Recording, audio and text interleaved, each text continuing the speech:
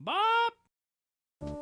Howdy hey, this is Frakbox, and I'm here with Omegawolf. Hi! So, we are continuing our Let's Play of... If I could stop getting stuck on this guy, come on, ready. we're playing EarthBound. EarthBound. And, so, what was it that you did between the last times that we shot and now? I grounded a few levels, and then I actually got, what was the game? Gosh dang it. Subnautica? Yeah, Subnautica. So the weird thing is that my entire body just does not want to be in the water because of what might be under it. Like, even a pool. My rational mind is just like, it's a pool, there's nothing there. I feel like that's a pretty natural, response. But, like, like, I have to really fight the instinct to stay out of the water in order to be in a pool. Well, I think at some level that's normal for every human. It's because the water is the unknown is scary, and if we can't see it, then we can't really, So that's why at like just a basic like reptilian brain level, Subnautica is kind of like perfect. Yeah, just like you go under the water. For those that don't know, and you're trying to survive, and you pretty much crash landed on an ocean planet, and so you gotta try to survive where everything's under the water. Yeah, I think Markiplier did a Let's Play of it. I mean, do you feel it's something that you would want to do a Let's Play of, or? Because you'd be kind of, or would you be just like frightened all the time? It's like, well, after you get the knife, after you get access to the knife, it's kind of okay, except for the deep spots. Yeah, these are the stats right now. Nice. Let's see here. Great Charm. What does the Great Charm do? Increases defense. Oh, cool. Do we have things that are better? No, not for the body. Yeah. But you're just out in the open. Yeah. One resource, Great Sulfur, I just found out, is that it's this little bloom that releases an explosive fish. What? Like, the fish chases after you and explodes. Why? I don't know. It's like a mineral that does this? It's like an underwater flower that releases the fish. And so after... Release the Kraken. And so after you've taken damage, you go up to the flower and you take the sulfur out. Oh. So, so you have to take damage? Unless you're uber fast, like you have the fins and you have a fire extinguisher. Fastest way to travel I found is you just take a whole bunch of fire extinguishers, turn around with the fins on, and you just use the fire extinguisher. And really? Yes, because it actually has a propulsion. It has a backblast. Oh, so it has like a physics engine that supports that. Yeah. Strange. Wow. So just so that people aren't confused here, we are more or less where we last were. We just went back to the town, mainly because Omegawolf has been grinding. So we're quite a few levels higher than what we were, mainly because we just want to kind of get the game going. I'm pretty sure Paula would be level 1 if I hadn't. Yeah, so Paula would die way too often. So this is actually the cave that you spent a lot of time grinding in. Yes. So a lot of these enemies we're defeating in what, 1 hit? 2 hits? Basically the pair of them. Yeah. So we're pretty high level now. I think we're on track to just kind of coast through the game basically. Sort of. I would still have to be grinding. Yeah. That just wanted to fight. That is a happy bear. I bet that bear just wants to hug. Look at this. I need to save that.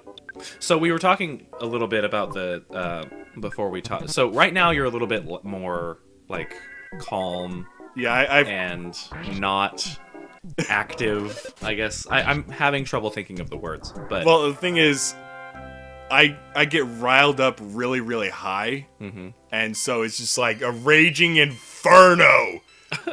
And that just if I get too riled up, I can't come down. Right, yeah. But if I vent it off, I can't get back up in order to do these. Here's what I think is kind of a problem. I think what we might need to do, and this is going to be a little funny, but that bear is real slow. So what we might need to do is when we're doing a recording session, I think what we need to do is make sure that we are like completely ready before TruBluBlur comes over for the other Let's Plays. Mainly because when we come over, none of us have really spent much time socializing with other people. Yeah. And so bring it. And so when we first see each other, we expend all of our energy saying really funny things that we just come up with on the fly, and then we get to the shooting, and like it's still funny, but it's not like it's the funny things that we mentioned before. So before we started actually shooting, you and I, we were just laughing and having a good time talking about all sorts of stuff, from like Tony Stark to Paragons of Humanity to what to Subnautica to we were actually. So what's funny is, we could have just recorded all that. We could have recorded all that, and it would have been really entertaining. And then we're starting here, and I mean, I don't mean to say that, like, this isn't necessarily entertaining to listen to, but it would have been really nice to have all that recorded. Yeah. So, just keep in mind that the way that we actually interact on the YouTube channel is kind of also just the way we interact in real life. So, it is ultimately a performance in a way, but it's also a really genuine performance. Yeah. Because what's really funny is I don't have a reason to go outside, so what's funny is so I brought over my new girlfriend for basically the folks to meet yesterday, and Omegawolf was here, you know, because he's my brother, and me and like while we were there, while my girlfriend was meeting my parents, me and Bryce just got into like this conversation that how we normally talk on the channel, where we're just like da da da da da da, oh da da da da da, that's right, da da da da da da, like saying random, like that's just how we talk. And so it was like, but I think the men in our family tend to dominate conversations. And we also tend to like talk about ourselves a lot and talk about random factoids that we learned. I think that's a very like men in our family specifically do that. Yeah, I've actually stuck around the beginning of the cave. So I've forgotten the path the rest of the way. Oh, did you? 'Cause, yeah, you didn't really move very, very far. No, because I didn't want to run out of PowerPoints for rarity. Yeah. One of the things we discussed. Sorry, I just opened a can. One of the things we discussed before were something like, what was it we were talking about with Tony Stark? He's a scumbag. Right. So and he never changes. So we got on that discussion because we were talking about Spider-Man and how Spider-Man. So Spider-Man had Spider-Man Homecoming, right? Yeah. And since he's, you know, spoilers for Infinity War, so go away if you don't want spoilers, but you should have seen it by now. If you don't, we have no pity. Like I took my parents to go see it because I saw it by myself because I'm the type of person who I'll go to movies by myself if I want to go see it. I just went because I was bored and I had nothing to do while I was in Rexburg. So I went to go see it, and then I was like, I have so many feelings. I need someone to talk about this with, and so I went home and I was like, Mom, Dad, I need you to see Infinity War. And so they went, and so I could finally talk with someone. Oh, this is the boss? Yep. You finally got here. This is the second to your sanctuary location, but it's mine now. Why is it called that? Yeah, that is a weird name. Take it from me if you dare. We're probably gonna beat this guy in a really. This is probably gonna be really easy, I would imagine. Oh, it's a mole. Oh, that is a bloody mole. Is it like a vampiric mole rat or something? Does it have a shield? That's my real question. The shield. If it dies right here, I'm going to. 17 damage. That did nothing. Oh, okay, that did a lot. So let's keep using Friend B and let's switch to Fire B. So talking about the other story I was bringing up. So with Spider-Man, it has a shield. Dang it. So Spider-Man had Homecoming. When he comes back, it'll be the Spider-Man Second Coming. And so imagine if like when Spider-Man like comes back from the astral plane, which is basically where they are. Please hit. Dang it. He just does like a Jesus pose, like kind of like how in Superman, that movie where he like falls out of space or whatever, he like does a Superman pose saying like, yeah, I'm the Messiah of this world, basically. So Spider-Man has his second coming where he's basically arms outstretched, kind of like how Tony Stark did in when he was showing off the weapons. And is it the first Iron Man movie? Yeah. That's how we got on the subject of Tony Stark. And then what's funny is from Tony Stark we got on the subject of Steve Rogers and how he always makes the right choice, always. Steve Rogers, perfect human. And then we got on the topic of like talking about paragons, and then we got on the topic of talking about like, what's that channel? Overly Sarcastic Productions. Yeah, Overly Sarcastic Productions. Love their channel. I really like both. So Overly Sarcastic Productions, there's what is it, Red and Blue? Yeah. So the two people on there, they're not username, their handle. What's the actual term? It's because it's the same thing that we call ourselves. It's not username. It's, well, I guess for me it would be username. I use it for like a lot of things, but handle, call sign. Stage name. Stage name. I guess that's pseudonym. No, I guess. I don't know. So they call themselves that, so they don't have to use their real names. Oh, stage name. So I did a job shadow at a feed store one time. Yeah. Like I had to do it for one of my classes in high school. Sparkle briefly had a vision of a baby in a red cap. Sparkle Soundstone recorded the melody, the elements of harmony. But they're all afraid now. Oh, as they should be. I'm gonna avoid them for now. But they'd all given themselves like stage names, like female stage names. Who was this? It was a feed store. Oh, and so what they decided to give me as a stage name was Michelle. That's funny. And so whenever they see me, it's just like, hey, Michelle. Oh, so this was like an internship or something? It was a job shadow. A job shadow, okay. So yeah, that makes sense. That's funny. That's. I guess it makes it easier to remember somebody's name when you're the one who gave them that name. Yeah. Oh, whoa. Okay. Yeah, the individual bats are pansies. So apparently we are very powerful. So yeah, 214 health. Thank you, Ness. There's but a mosquito here. Is there? Oh, did you get it? No. Just don't hit the microphones or anything. Just pretend it's not there. It's only a mosquito that will suck your blood. It's nothing to worry about. I want to murder the mosquito. There's genetic tests you can do to check like if you have things that necessarily attract mosquitoes. Weird. There's certain markers. There's certain different types of markers that you can have different combinations of that make you more attractive to mosquitoes. O positive. Are you O positive as well? No, I'm A positive. Okay, I'm actually O positive. How are you A positive? How? Oh, it must be like, isn't Lyric A positive? Our sister? Yeah. I don't know. I don't actually know. So I can't be possibly the only person in my family who I think who's our O-positive. oldest sister is O positive as well.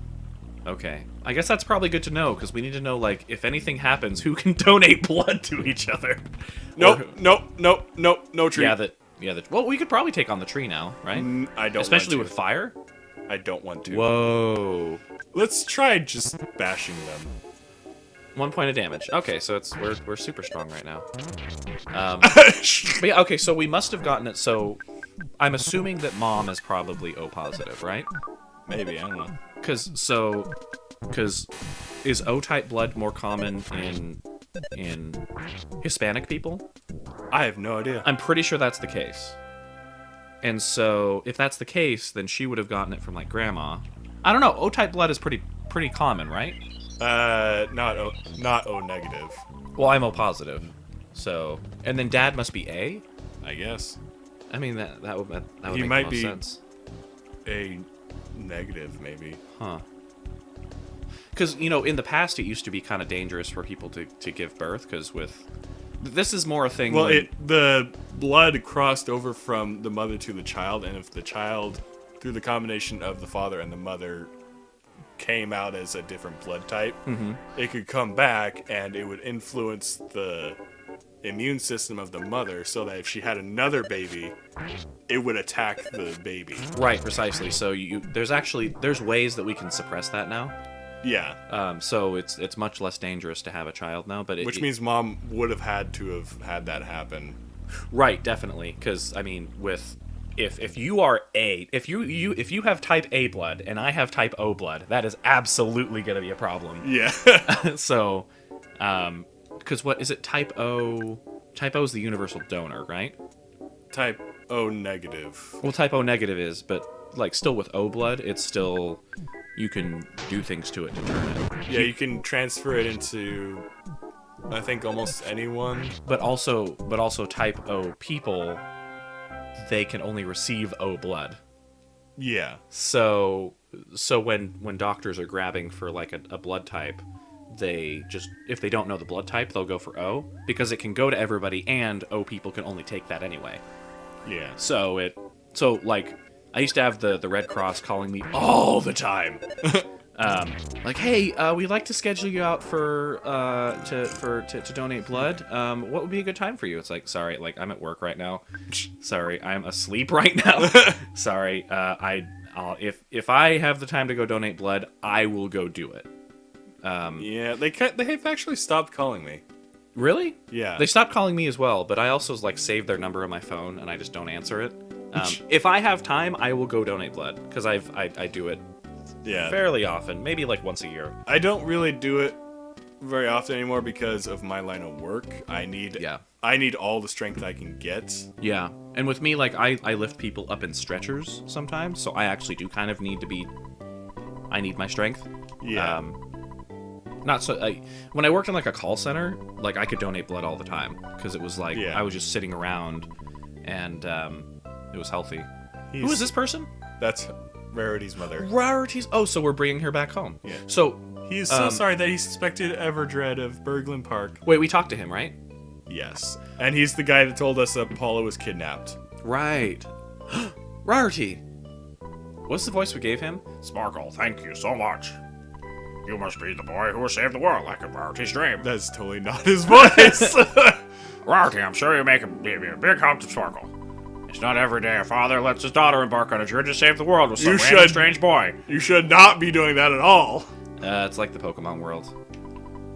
Where? Wait, oh, she speaks? Yes. Oh, that's right, she does. She's like one of the only ones that speaks. Ness never speaks. Huh. Jeff, I think, only speaks once or twice. Huh. What about and Pooh barely speaks? I think so. Huh. But I guess we did have to talk to her when we were like saving her. Yeah. So goodbye, Rarity. We'll never see each other again. Stop following me! Oh, so let's go ahead and call this episode here. Does that sound a-okay? We're twins. So this is Frakbox. This is Omegawolf. Have a great day. That mosquito!